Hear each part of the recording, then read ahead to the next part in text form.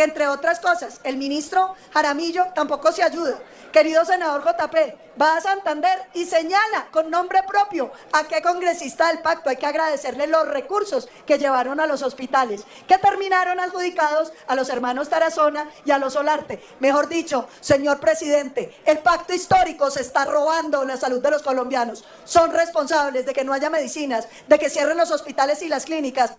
En el Congreso volvió a correrse el telón, y lo que apareció al frente no fue un debate técnico, sino un verdadero terremoto político.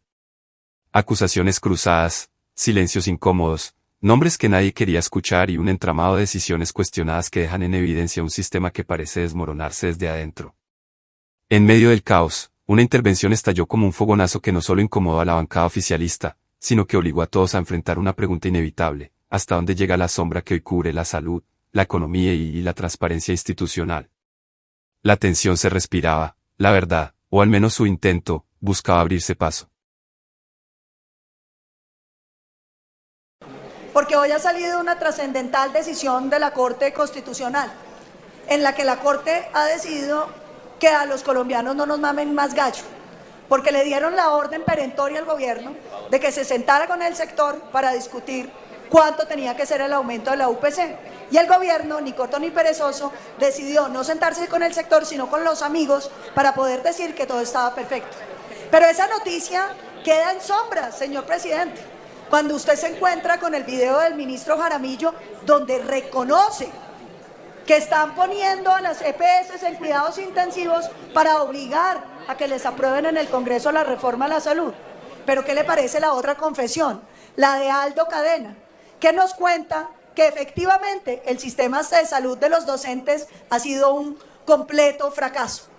Pero todo eso ya ni vale la pena hablar, porque yo quiero que los colombianos conozcan la importantísima investigación que ha hecho La Silla Vacía, donde muestran cómo los contratistas que le hicieron campaña al pacto histórico, los hermanos Tarazona, allá en Santander, que entre otras eran los dueños del famoso Volkswagen amarillo, que llevaban de insignia la campaña del pacto histórico, senadora Angélica, ¿se acuerda que el ministro Jaramillo le quitó al sistema de salud 1.2 billones de pesos que dizque para arreglar hospitales públicos? Pues les tengo una noticia: 1 de cada 5 pesos fueron a parar en los hermanos Tarazona, en unas licitaciones que vale la pena que los colombianos conozcan, porque estos hermanos Tarazona, que eran unos contratistas muy menores, esos sí corruptos desde el principio, terminaron recibiendo unas licitaciones amañadas. Señor presidente, 230.000 millones en los consorcios de los hermanos Tarazona. Y mire esto: licitaciones express hechas a la medida para que se las ganaran. El hospital de Málaga Santander le dieron un día a los contratistas para poder licitarlo.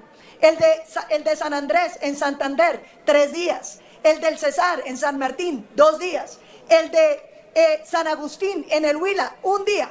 El del Baupés en el Mitú, 3 días. El Huila en Rivera, 1 día. Y adivinen, en 4 de todas estas licitaciones, obviamente, solo se presentaron los hermanos Tarazona en asocio con el señor Olarte.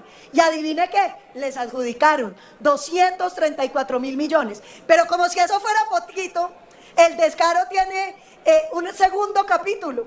Los hermanos Tarazona y el señor Olarte también están haciendo Termine, senadora. las interventorías de sus contratos. ¿Qué le parece eso? Entonces ya les han entregado un montón de plata, porque recuerden que para poder pagar uno necesita el visto bueno de las interventorías, y las interventorías también los controlan los señores Solarte y los señores Tarazona, y entonces presentan los mismos funcionarios para un lado y para el otro. Esto es delictivo, es absolutamente asqueroso, y quiero recordar que entre otras cosas el ministro Jaramillo tampoco se ayuda. Querido senador JP, va a Santander y señala con nombre propio a qué congresista del pacto. Hay que agradecerle los recursos que llevaron a los hospitales, que terminaron adjudicados a los hermanos Tarazona y a los Solarte. Mejor dicho, señor presidente, el pacto histórico se está robando la salud de los colombianos. Son responsables de que no haya medicinas, de que cierren los hospitales y las clínicas. 30 segundos, senadora. de que los colombianos se mueran. El ministro Jaramillo, después de esta investigación, debe renunciar y les deben abrir una investigación penal y meterlos presos. ¿Por qué estamos abocados a una consulta popular? Por la inutilidad de este gobierno. Porque no pudo con la seguridad, no pudo con la salud, no pudo con la vivienda, no pudo con las vías, no pudo con la gasolina, no pudo con los peajes, no pudo con nada. Y entonces cuando uno no puede con nada, pues tiene que hacer en lo que es bueno, que es hacer promesas de boca grande que no puede cumplir. La realidad es que el presidente Petro ha mencionado al presidente Valencia como el autor de lo que él quiere recibir. Y yo le quiero contar a la distinguida plenaria que es cierto. El presidente Valencia fue el autor de las reformas laborales más importantes que tuvo Colombia. ¿Y sabe cómo las hizo? Concertando, ministro. Concertando, que no es imponiendo los caprichos de un presidente, que no es inventándose el país que se quiere, es sentándose y escuchando a las personas.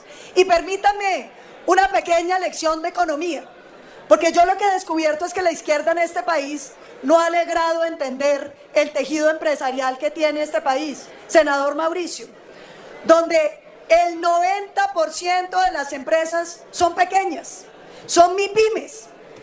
Yo lo invito, señores ministros, a que miren la situación de las MIPYMES en este país. Senador Benavides, ¿usted ha visto para qué piden prestadas las pequeñas empresas en este país? Para pagar la nómina. Para pagar la nómina. Es decir, senadora Norma, no les alcanza ni para pagar su nómina. Y lo que nos quieren proponer es que les subamos los costos laborales.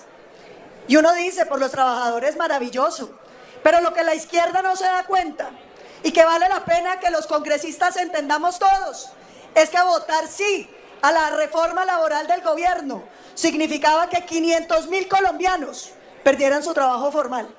Yo quiero preguntarme quién en este Congreso va a ir a darle la cara a esos colombianos que quedan desempleados. Ese que nos está viendo por televisión, su esposa, su hijo recién graduado, que van a terminar perdiendo los empleos. Porque yo creo que lo que hay que entender aquí es que las reformas no se imponen. Las reformas tienen que salir de la concertación. Hemos invitado al gobierno y lo volvemos a hacer hoy. Reciba a todos los pequeños empresarios, los tenderos de este país, los que tienen una pequeña tienda, los que tienen una peluquería, los que están dedicados al comercio en los diferentes puntos de Colombia, para hablar con ellos. Porque la reflexión para los colombianos es clara. Vamos a perder 500.000 de empleos. Y la siguiente reflexión, senador Meisel, ¿cuántos colombianos ganan horas extras? ¿Cuántos colombianos ganan dominicales? Esos que contestaron sí, que se pongan contentos, porque de pronto hacen parte de esos empleados del 0.3% de las grandes empresas colombianas. Lo que sí es muy cierto es que todos los colombianos, así no ganen horas extras, ni dominicales, ni nocturnas, 30 segundos con mucho gusto. van a pagarla, señor presidente, porque cada vez que vayan a la tienda a las 7 de la noche, cuando vayan a comprar lo que necesitan para el desayuno del día siguiente, los precios van a ser más altos para pagar las horas nocturnas. Cuando vayan a almorzar con su familia el domingo, los precios van a ser más altos para beneficiar unos pocos, que son los que benefician este proyecto. Van a poner a los colombianos a pagar más plata. Eso es lo cierto. Por eso votaremos no, porque defendemos el empleo, defendemos los trabajadores y defendemos los bajos ingresos que hoy tienen los colombianos por culpa de un gobierno ineficiente y además corrupto. Como aquí lo han dicho, la consulta popular es un mecanismo de participación popular, constitucional y legal. Sin embargo, como lo dijo el expresidente de la Corte Constitucional, no toda consulta al electorado es democrática. En este escenario, la consulta deja de ser democrática y, por el contrario, es una expresión autoritaria. Razón tiene cuando hace esta afirmación el expresidente de la Corte, porque sin duda hoy el gobierno usa la consulta como un mecanismo para romper el equilibrio de poderes, los pesos y contrapesos, la división. De esta manera, el Congreso, que es electo por votación popular, que representa un contrapeso, está siendo bypaseado en su decisión a través de la consulta. Quieren pasar de la democracia representativa a la plebiscitaria a través de este ejercicio. La pregunta que nos hacemos es, a este paso, ¿para qué comisiones y para qué Congreso? Si cuando las decisiones de este cuerpo no les gusta, pues simplemente van a apelar al constituyente primario. Otro tema importante es qué motiva la consulta. El 25 de abril en Yopal, el ministro aquí presente dijo que la mini reelección del presidente era el 1 de mayo en la marcha y en la consulta popular cuando pasara en el Congreso. Eso deja en evidencia lo que aquí ya se ha denunciado. La consulta no es nada distinto a una estrategia del gobierno para hacer campaña electoral. Y ojo, colombianos, que esta consulta es un dulce envenenado. La exministra de Trabajo, Gloria Ramírez, fue clara. El 8 de mayo dijo, es que esta consulta no es para generar empleo. El exministro de Hacienda, Bonilla, el 14 de diciembre en CNN en español dijo, abro comillas, una gran cantidad de empleos puede pasar de formales a informales, cierro comillas. Es decir, esta reforma ni genera empleo ni ayuda a la formalización. En un país donde hay un desempleo del 9.6%, donde hay un más del 55% de informalidad, están votando una reforma que no genera empleo, que aumenta la informalidad, pero además, según el Banco de la República, destruye más de 450.000 empleos. Entonces, lo que pintan aquí como unos pequeños beneficios de recargos para el trabajador se va a traducir en el cierre de microempresas, en despidos y en una quiebra a una economía ya maltrecha. Ojo con esta mentira de esta consulta que no protege.